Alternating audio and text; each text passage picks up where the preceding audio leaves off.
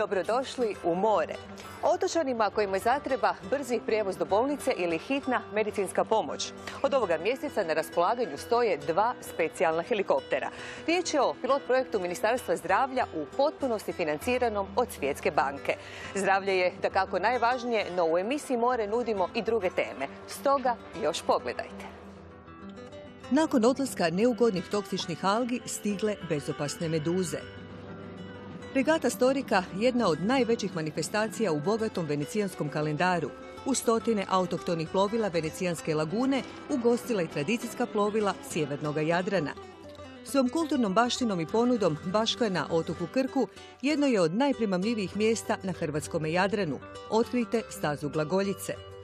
Paška čipka i brački kamen u europskom sustavu geografskih oznaka, koje treba proširiti na regionalne i lokalne te ručno izrađene tradicionalne proizvode. Regata Open Volosko s tradicijom dugom već 3 desetljeća uvrstila malo Volosko među hrvatske surferske brendove. Vraćamo se priče koju smo nazvali Spas iz zraka, a kojom se po prvi put u ravnopravan položaj stavljaju hrvatski građani koji žive na otocima. Naime, spasonosni helikopteri bit će opremljeni kao manje jedinice intenzivne njege, a poljetat će sa svojih otočnih baza u Krku i Braču.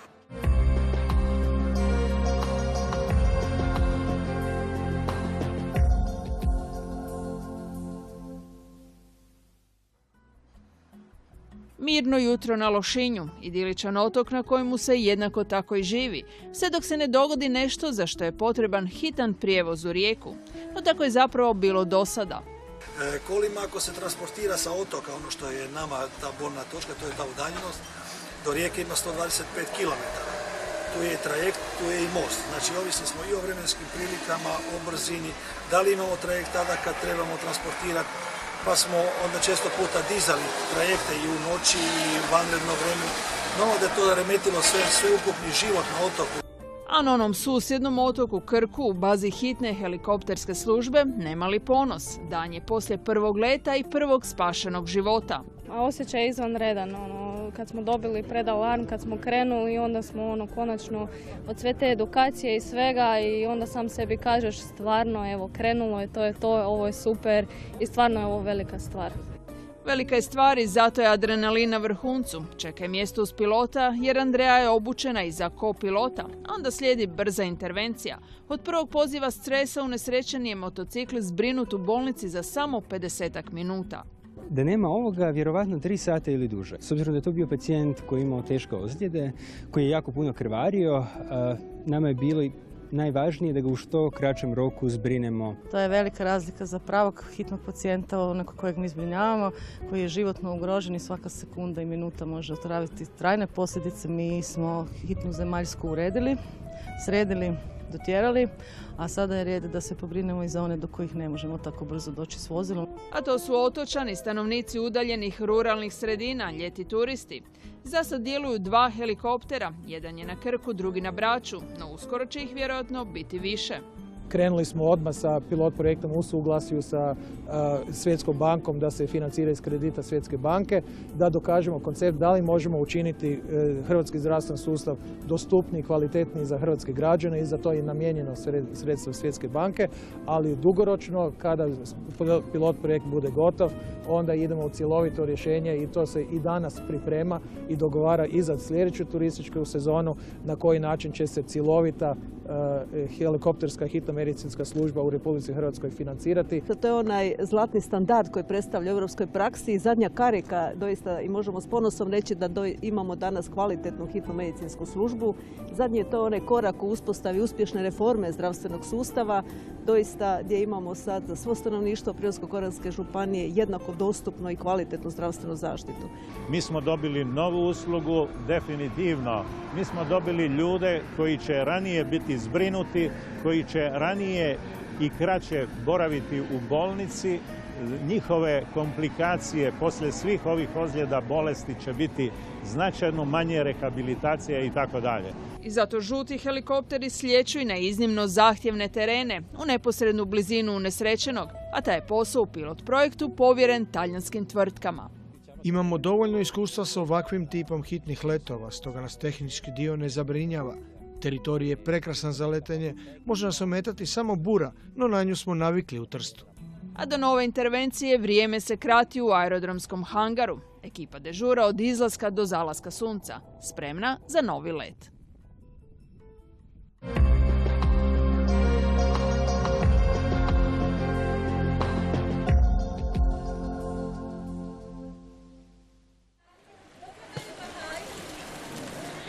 Premda se već godinama u ljetno doba ciklički pojavljuju, i alge i meduze uvijek nanovo iznenade kupače. I jedne i druge na prvi pogled ne izgledaju baš privlačno.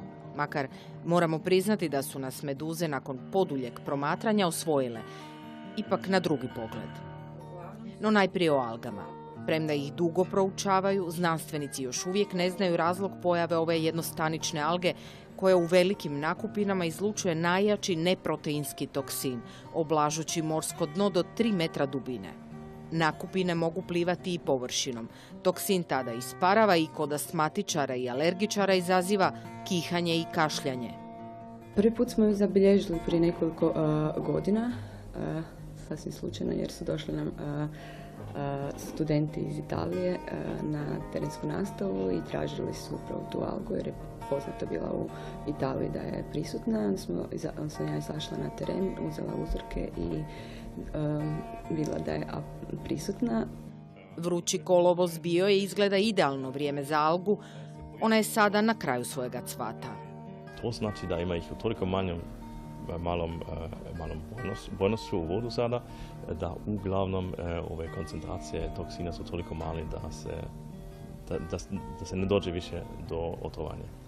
I sad ih se može naći u manjim plitkim uvalama. Isto tako u listopadu se očekuje njihov novi veći val, zašto stručnjaci još istražuju. A dok će se kupači algi morati pričuvati, ovih se prozirnih bića doista ne bi trebali bojati. Baš kao što je bio slučaj i s algama, tako je ovo uobičajeno vrijeme i za pojavu većeg broja meduza. Dvije su vrste ovih dana posjetile zapadnu obalu Istre, smeđa i bijela meduza. Potpuno su bezopasne za ljude, u što smo se i sami uvjerili. Želatina. U samo nekoliko minuta vožnje brodom Rovinjskim akvatorijem zamijetili smo 10-ak lobuka. To su vrlo delikatne životinje koje nemaju nekakve zaštitne tvorevine tipa oklopa ili bilo čega, nekakvih krutih pojačanja. To je laički rečeno samo želatina. I vrlo, čim ih izvadite iz vode, porušili ste im građu i ako ih vratite u more, one će uginuti. Izgledom i veličinom impresioniraju. Većinu bi kupača dakle mogli i prestrašiti, posebice kad dođu u jatu od 30-ak primjeraka. No iznimno su osjetljive, hrane se planktonom, a umiljena su pak hrana kornjačama. Ove su meduze znak čistog i bogatog morskog svijeta i za razliku od algi, zbog njihove bismo pojave trebali biti sretni.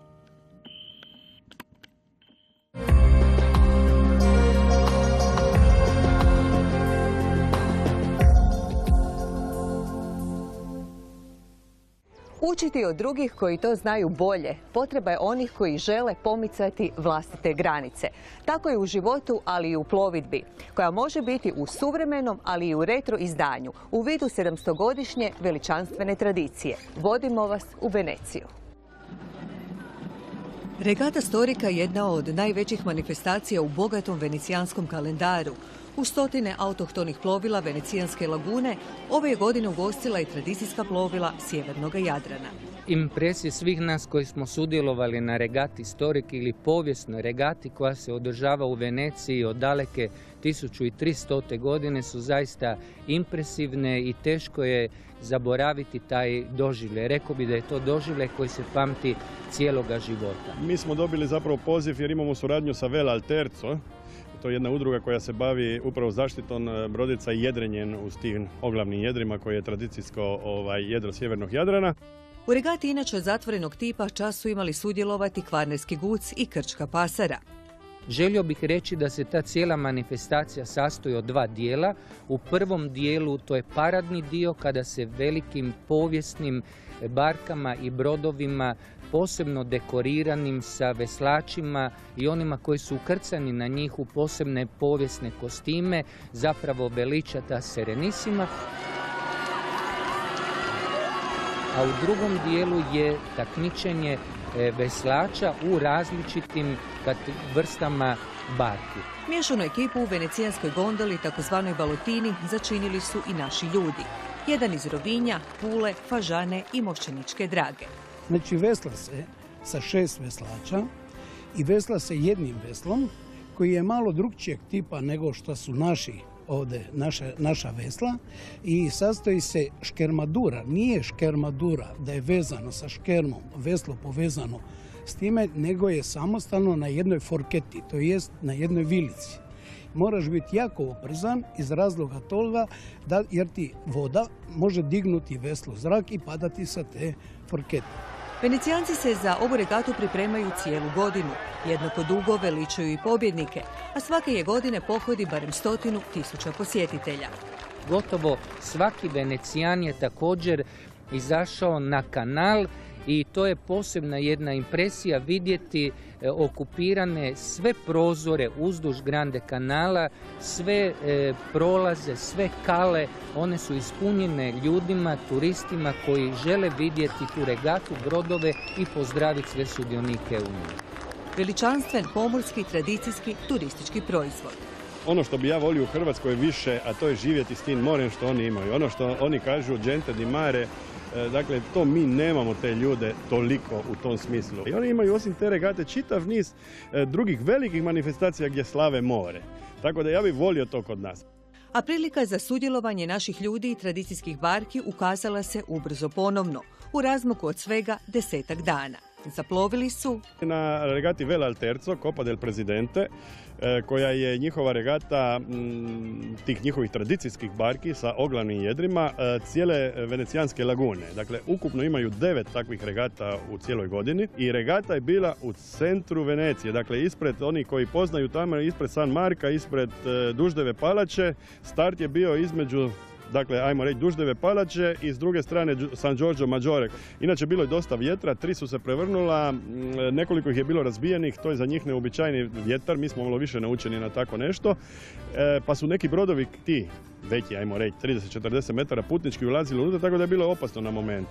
Ono što su njih oni vikali, jer oni su imali dozvolu da to bude zatvoreno, to vam ne smijem reći. Dakako, ni mi vama, izuzev novih štorija malih barki sjevernog Jadrana s ovih ili onih mora. Jer ploviti se mora.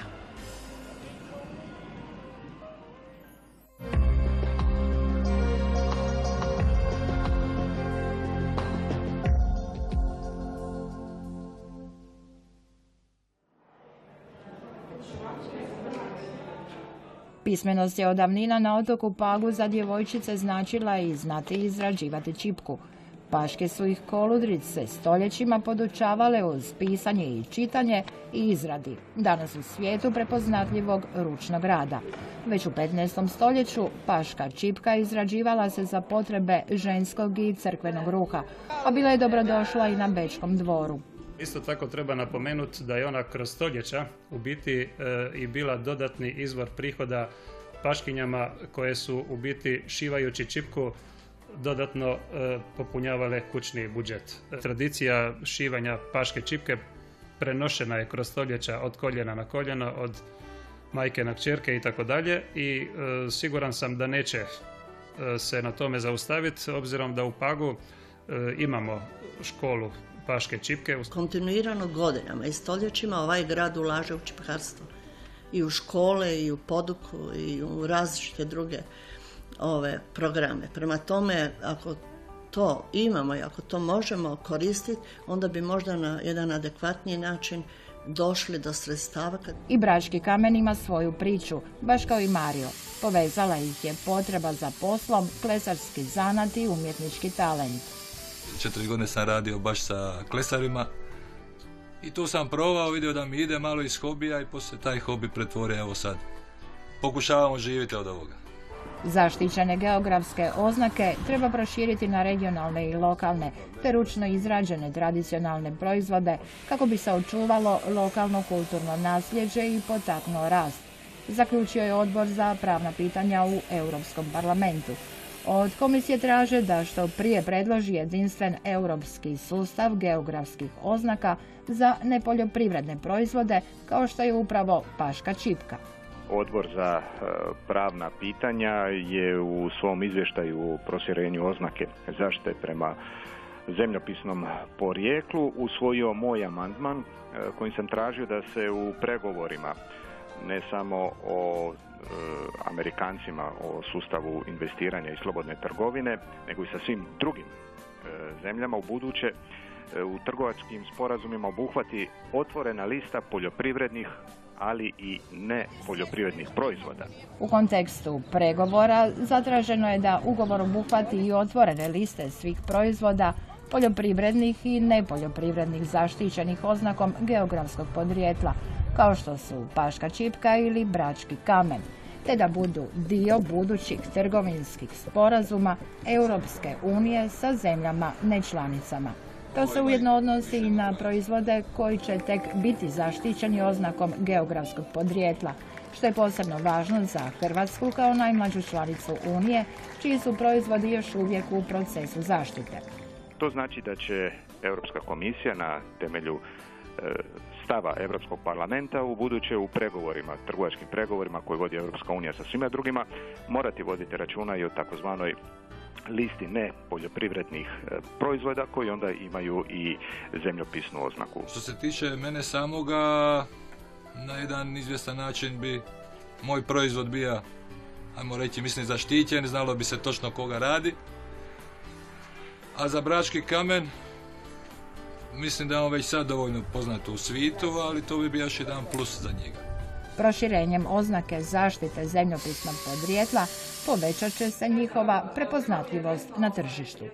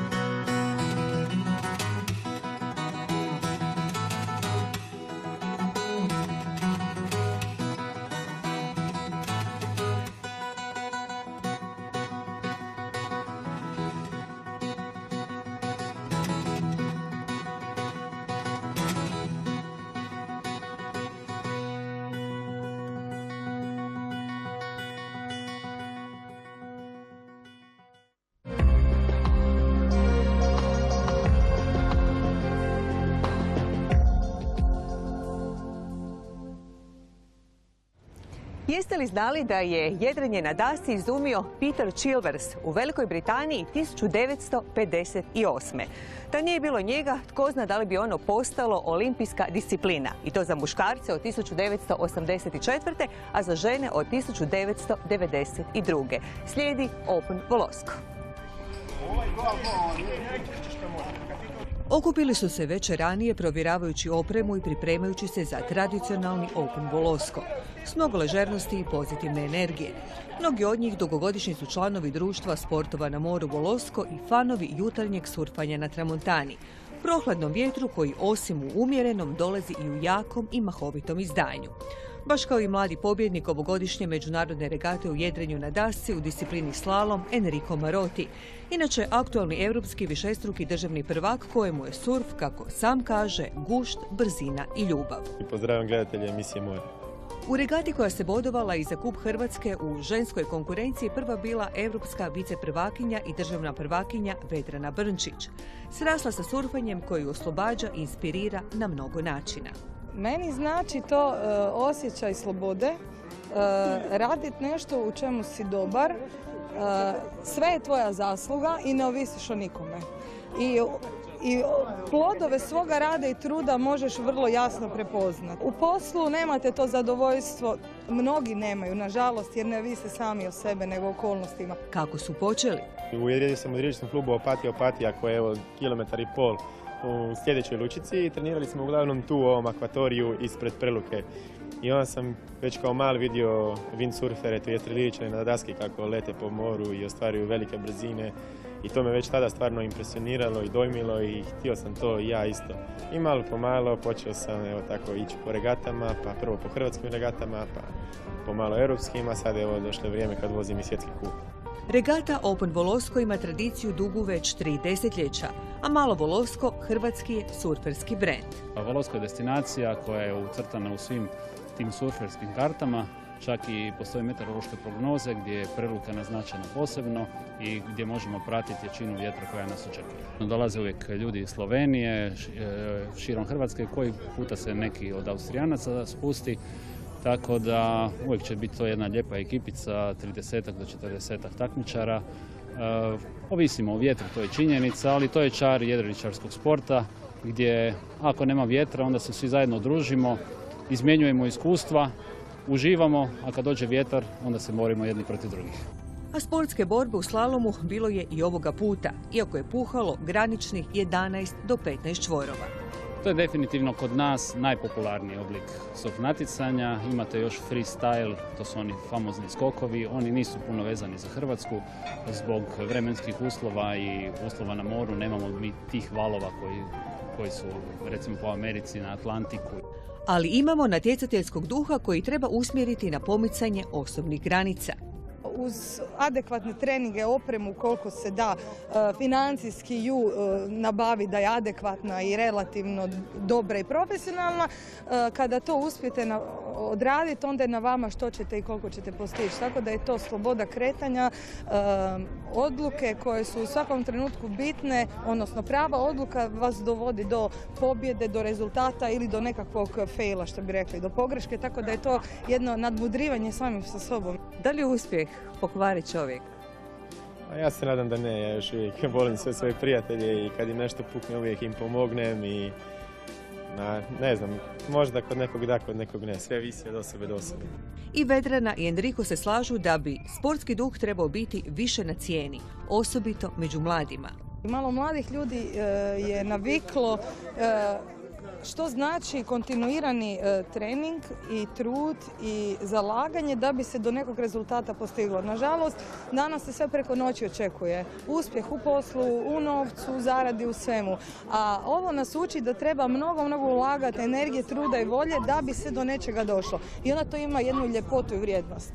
I onda je sreća samim time 3 puta veća nego kada nešto tek tako dođe.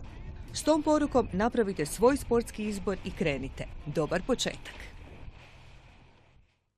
Lijep pozdrav iz Opatije u kojoj je more još uvijek toplo za kupanje, a turisti sade kamelije. Dapače, gradonačelnik je obećao da će Opatija iduće godine dobiti i festival kamelije. Duško, imate ča protiv? Ma niš, ja sam isto gradonačelnik, samo jedan kratki period za maškare. Još jedan put lijepi pozdrav iz Opatije naše lepe. Opatijo, Opatijo, s festivali, al bez njih ti ćeš prva dama bit, ti ćeš vavek prva dama bit.